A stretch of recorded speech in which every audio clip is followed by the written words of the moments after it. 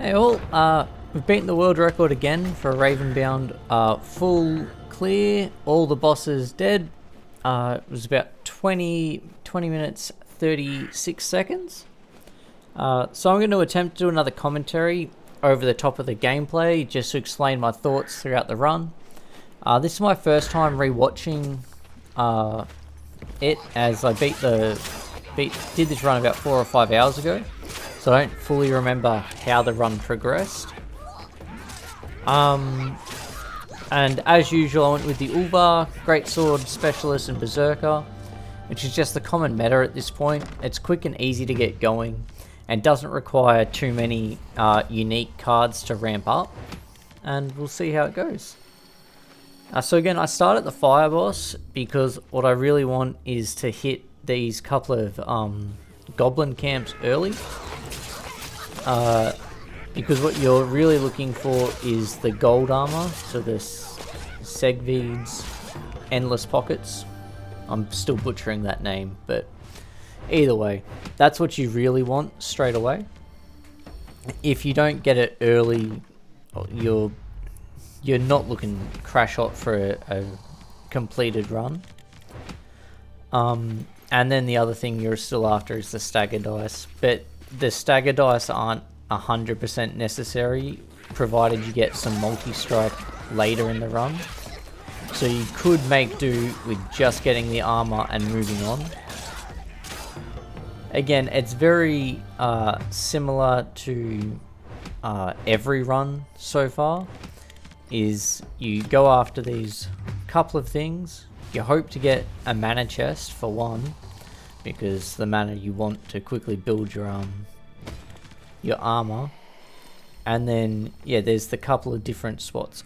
I like this spot in particular because you'll typically find 3 to 4 goblin camps that you can go to and just a path towards just quickly.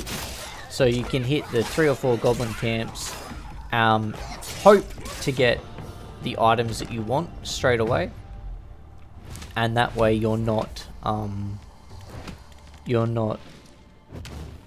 worried afterwards, like, because you want to run to ramp up at the start so that you know that you've got a potentially good run going before you invest. Well, it used to be 30 to 40 minutes, but now we're pushing it down to closer to just 23 minutes on average, if not lower, if we can get a good build happening. Again, this fountain is the closest to a castle, and that's really why you want the luck, because the chests don't drain your card's luck, and so that means you can potentially get some good legendary cards whilst having the bonus of that luck. And then this spot just here has the sigil, which if you watched my my 4 boss clear, I play it a little bit differently here. I actually, I'm pretty sure I actually open up the different chests as opposed to leaving them like I did last time. I hope. I don't know, it was a few hours ago. Fingers crossed. So I did get it early. No. Looks like we've got things very early then. So by getting things super early, it means that you're much more willing to keep trying, even if something does go wrong towards the end, if you've had a good start.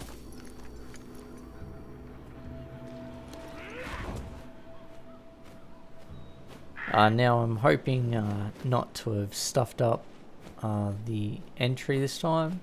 I wasn't going into the tier, so it's fine. Huh.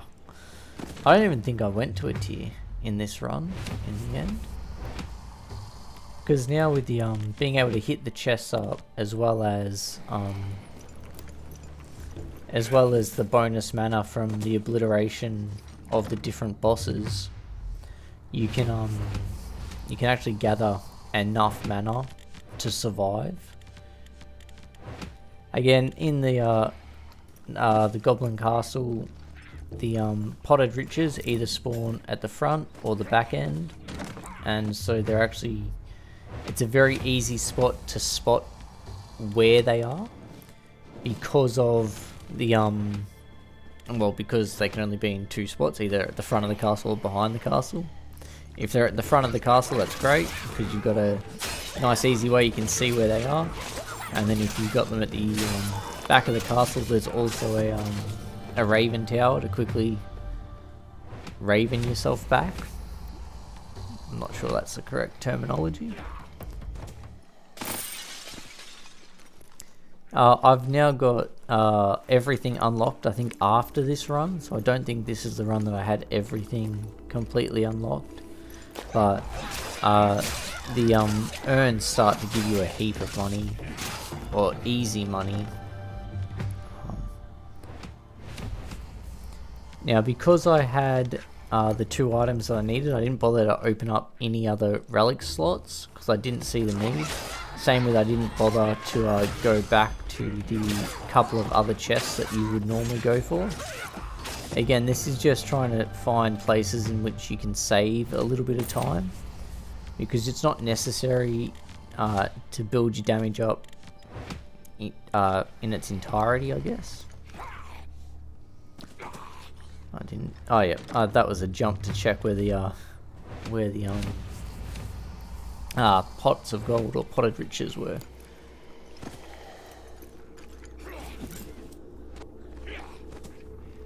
And so by seeing that they're both very close, it made it a little bit easier to then decide on my path on my way back. Already picked up 4. Okay, I see that it was down in a different spot. I thought there was 2 in that other spot just then when I was watching. Apparently I need to get my eyes checked, and that's okay.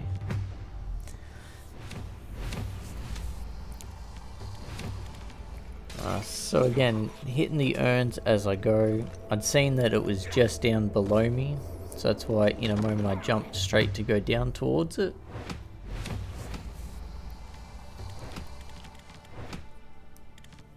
Pray for something good. Potted riches would normally be good if I had more mana, but it is what it is. I'm fairly sure you can, in Raven form, actually proc the pots of gold, or the pots, and actually break them. However, I found it very inconsistent, especially when they're just above the water line here. I thought about having a go at doing it, and then I decided against it. I was lining myself up and then decided if it was going to be a good run, I was going to stuff it up if I went for the flyby, as it might be called, as opposed to a drive-by. But yeah, it's not too much that changes between the start of a run. It's more if you get something, if you pick up something that you're not expecting.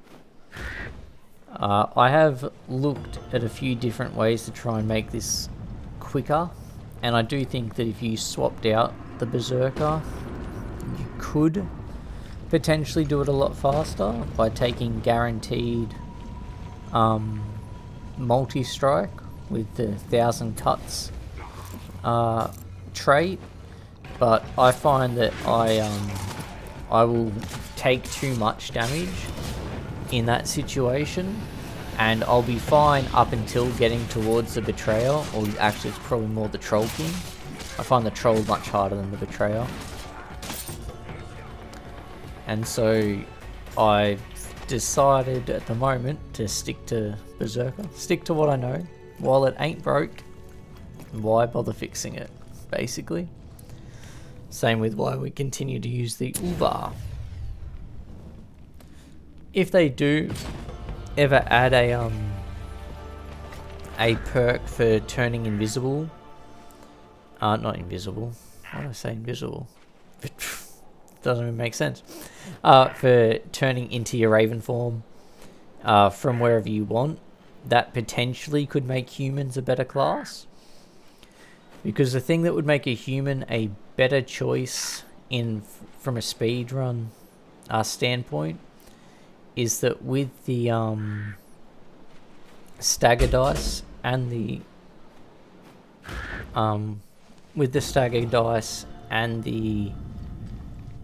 endless pockets, you're actually doubling up.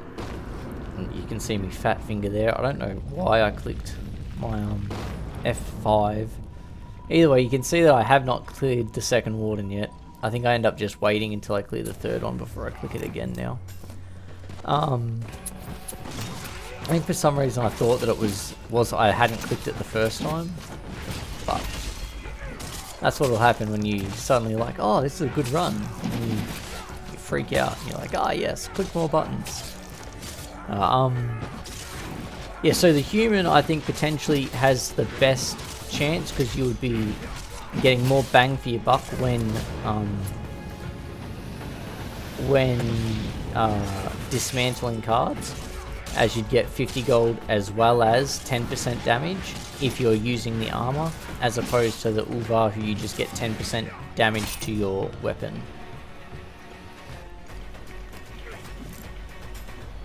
But without the extra speed for all of this running, it's you're giving up a lot. The ones I've chosen to go with lately have been the fire, into dust, into gales, and the aim is to get a multi-strike by the third stage. If you haven't gotten a multi-strike, you're making it a lot harder for yourself. You're highly unlikely to succeed. Not to succeed, but to complete a run quicker than current times anyway. It's getting to the point now where you must get a total build happening in order to have the best chance.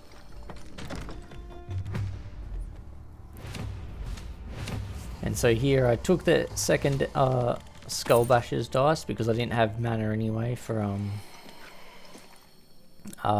a multi-strike, even if I do pick one up, which is where I think I can save some time, because I think what ends up happening is oh, there was a grave just there, didn't even see that. Just a little bit back there's a grave just to my right as I ran past. The things you can see when you're not tunnel visioned into the run, as you are just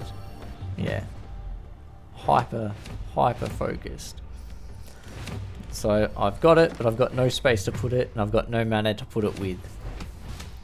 And so that's where I make the decision just to play the cards anyway that I do have, and just to leg it towards the warden. I figure that I'll get the mana I need after defeating the witch, and by having the double stagger dice, that actually makes up for the lack of multi-strike. However, that doesn't make up for the lack of multi-strike when you get to, say, the Troll King.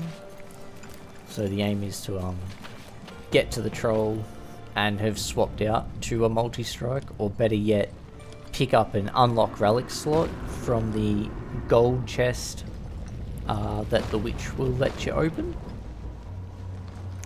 The other option would have been to try and go and buy another relic slot, but you're running the risk of not having the RNG required to do so. And I don't know where all of the random relic sellers can be. As it is, there's 3 potential choices that they have.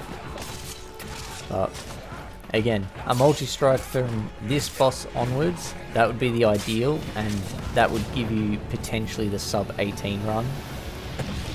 And if you had a multi-strike here, this would be dead very, very quickly. Like, as it is, it takes... I'm not quite sure how long it takes, but it takes... Should have timed it. But you would save about 20 seconds at least with multi-strike, if not more. And then you'd be well on the way, because the killing the witch and the troll are the easiest of the two. Or the witch anyway. The troll, provided you have multi-strike, is significantly easier. Especially with the changes to the troll to make them harder to stagger. That multi-strike makes a huge difference.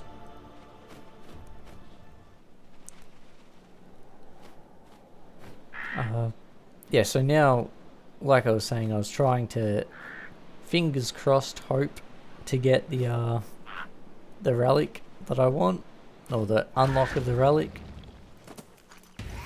But you'll see that the witch doesn't really require the multi-strike, as just by having pure stagger, she's quite weak, much like most of them, as in the Haxes and the Vitra. They're incredibly prone to staggering, which is what makes the stagger build so very, very good, because they're some of the key things you need to fight in order to progress a good run. So we double check, we see what we've got. No dice, we take whatever.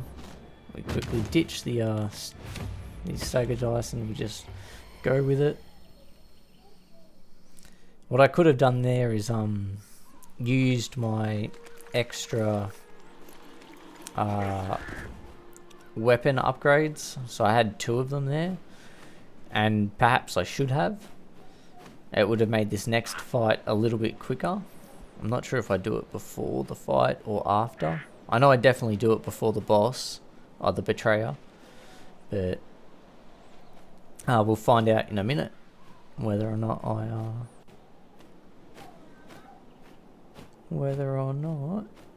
we do it prior. It doesn't look like it. No. Again, you'll see the multi-strike in effect. Again, if I was any good at actually dodging, this would be much easier.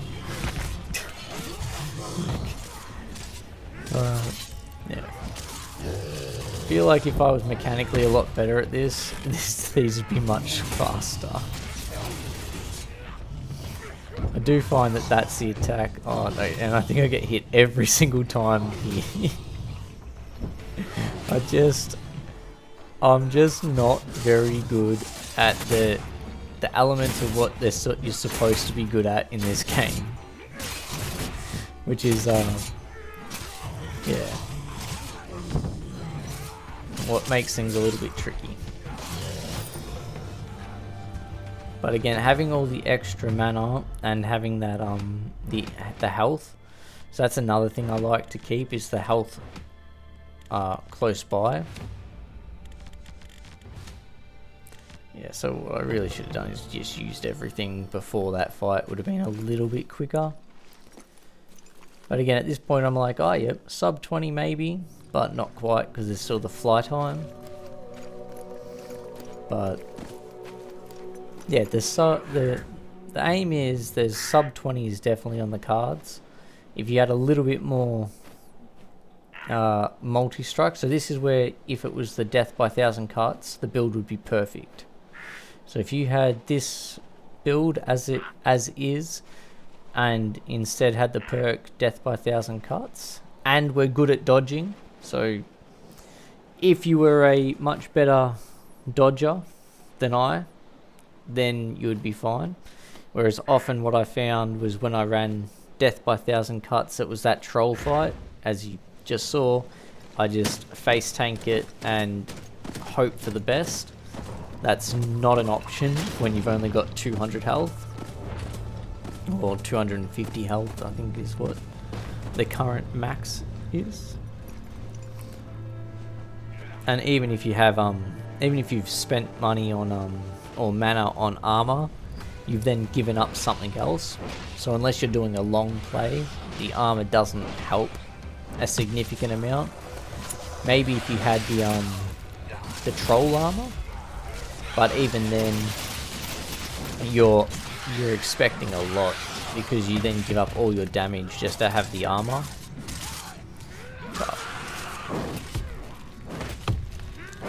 But yeah, then the Betrayer is just a very simple fight, really, in the grand scheme of things, because it takes a fair bit of stagger damage, which again, please don't nerf. It will make speedruns very, very average if you can't just stagger the Betrayer, or easily. But again, I don't think the game should be nerfed based on what people can do when they're speedrunning. It should be based on what people are doing, not speedrunning. But yeah, there you have it. Even if it was probably 20:35 if I was quicker at that. But yeah, there you have it. That's the new current world record. 2036 is what I'll call it. Technically probably 2035, but I don't think a second's really going to matter. Pixel, if you get it 2035, you can have the record. It's all yours. Until I get sub 20. But yeah. Thanks all for watching.